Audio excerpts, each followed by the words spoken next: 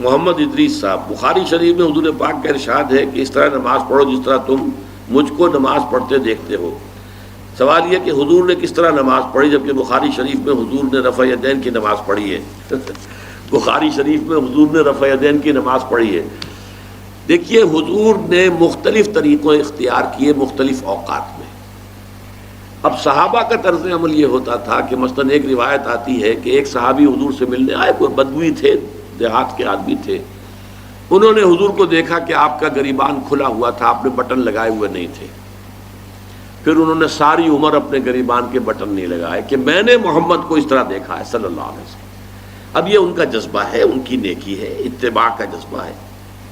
یا ایک سفر میں کسی کو دیکھا، کسی نے دیکھا کہ حضور ایک درخت کے نیچے سے ہو کر گزرے، اب وہ جب بھی جاتے تھے ادھر اس کے نیچے سے ہو کر گزرتے تھے، چاہے اس کی کوئی مقصد نہیں، لیکن یہ بھی ایک اتباع کا جذبہ ہے۔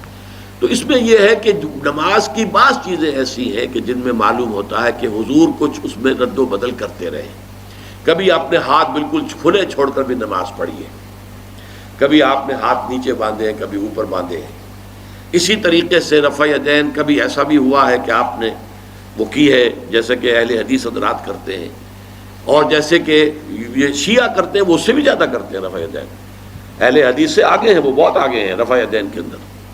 اور ایک رائے یہ ہے کہ حضور نے آخری زمانے میں آ کر سارے رفع یدین چھوڑ دیے تھے سوائے یہی جو تکبیر تحریمہ کے وقت ہے۔ اب یہ روایات، اب یہ بحث ہو جائے گی علمی، کس روایت کا کیا مقام ہے، کس کی کیا حیثیت ہے۔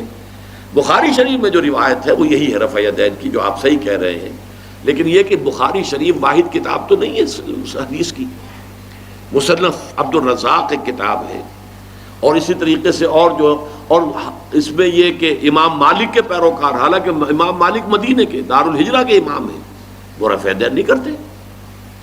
امام شافعی کے کرتے ہیں، امام مالک کے نہیں کرتے، امام ابو حنیفہ کے نہیں کرتے۔ تو ان چیزوں میں بہت زیادہ پریشان ہونے کی ضرورت نہیں ہے۔ اصل جو معجزہ ہے حضور کا اور اسلام کا وہ یہ ہے کہ 1400 برس گزر گئے لیکن نماز کے ضمن میں اتنا اختلاف نہیں ہے کہ تمام مسلمان باجماعت نماز نہ پڑھ سکیں۔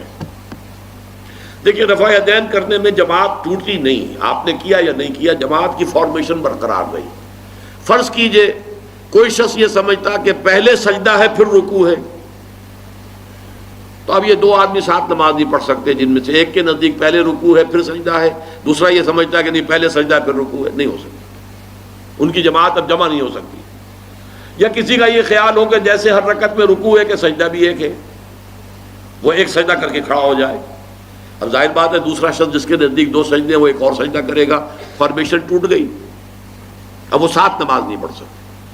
1400 برس بیت گئے، مشرق بعید سے مغرب بعید، پوری دنیا، آج تو کوئی کونا ہے ہی نہیں جہاں مسلمان نہ ہو، لیکن جو سالڈ مسلمان جو ہیں وہ تو آپ سمجھیے کہ انڈونیشیا سے لے کر موریتانیہ تک تو مسلمانوں کی کتنی بڑی تعداد۔ لیکن کہیں ایسا نہیں ہے کہ آپ کی فارمیشن ٹوٹتی ہو، کوئی ایسا مسلک نہیں ہے جس میں یہ خیال ہو کہ مغرب کی رکعت میں 2 ہیں جیسے فجر کی ہے، نہیں، کوئی 3 رکعتیں ہیں۔ کوئی ایسا مسلک نہیں جس میں یہ معلوم ہو کہ فجر کی رکعتیں 3 ہیں 2 نہیں ہے، کوئی نہیں۔ عصر کی 2 ہیں یا 4 6 ہیں، یہ نہیں، وہی رکعت کی ترتیب، پہلے کھڑے ہونا ہے پھر رکوع ہے پھر کھڑے ہونا ہے پھر سجدے میں جانا ہے پھر بیٹھنا ہے پھر سجدہ پھر کھڑے ہونا۔ فارمیشن نہیں ٹوٹتی، شیعہ ہو سنی ہو، اور اس میں حنفی ہوں مالکی ہوں شافعی ہوں حنبلی ہوں زیدی ہوں ظاہریہ ہوں، کوئی بھی ہو، کسے باشد، تمام مسلمان مل کر جماعت سے نماز ادا کریں گے اور ان کی جماعت ٹوٹتی نہیں ہے۔ یہ ہے جس کو ہمیں سمجھنا چاہیے۔ یہ کیوں ہے؟ صلو کما رأیتمونی اصلی، کہ حضور کو جس طرح دیکھا صحابہ نے نماز پڑھتے ہوئے ویسے نماز پڑھ رہے ہیں، صحابہ نے ویسے نماز پڑھی، پھر آپ کے بعد تابعین نے اسی طریقے سے نماز پڑھی، پھر اس کے بعد تبع تابعین نے پڑھی، نسل بعد نسل منتقل ہو رہا ہے۔ باقی تھوڑا تھوڑا اختلاف اگر ہے تو اس کے لیے زیادہ پریشان نہیں ہونا چاہیے۔